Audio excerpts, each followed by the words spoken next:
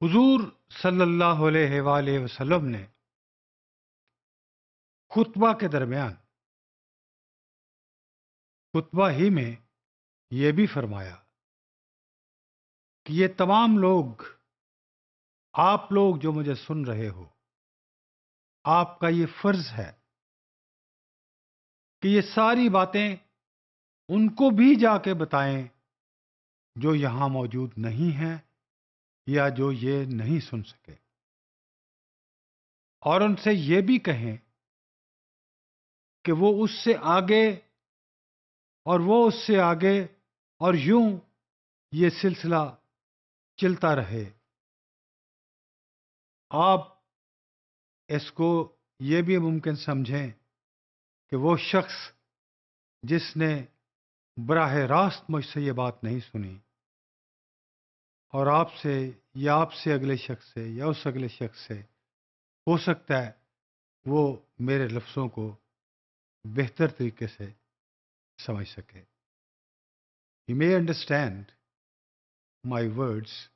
better than those who listen to me directly۔ پھر آپ نے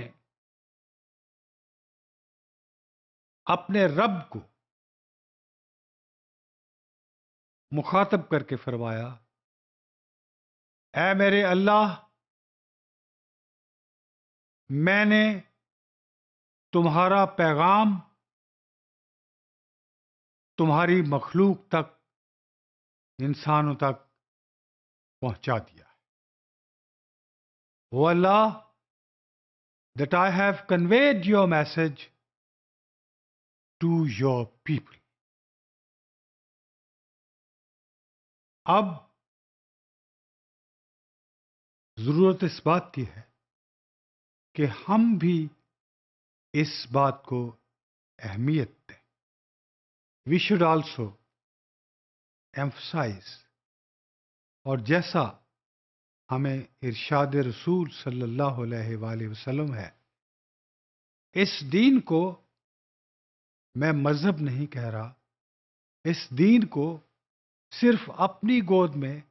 لپیٹ کر نہ رکھیں یا اپنی جیب تک محدود نہ رکھیں، بلکہ اس کو آگے بھی پھیلائیں۔ اور جیسے ذات رسول صلی اللہ علیہ وآلہ وسلم نے فرمایا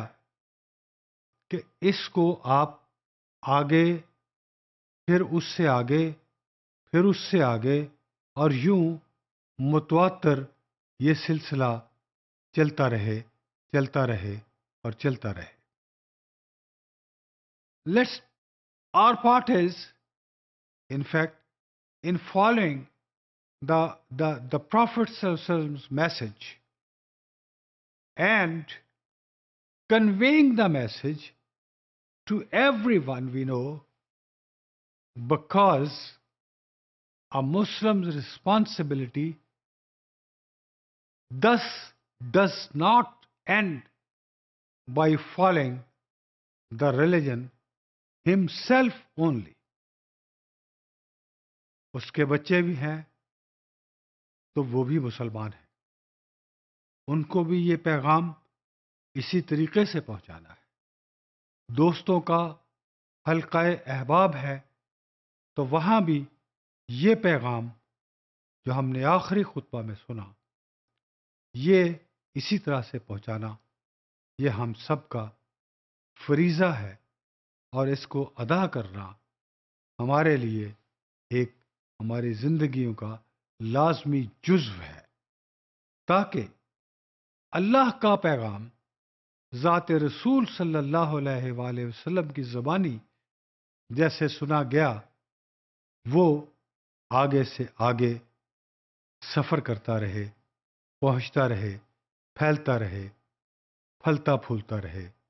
اور خدا کرے ایسا ہی ہو۔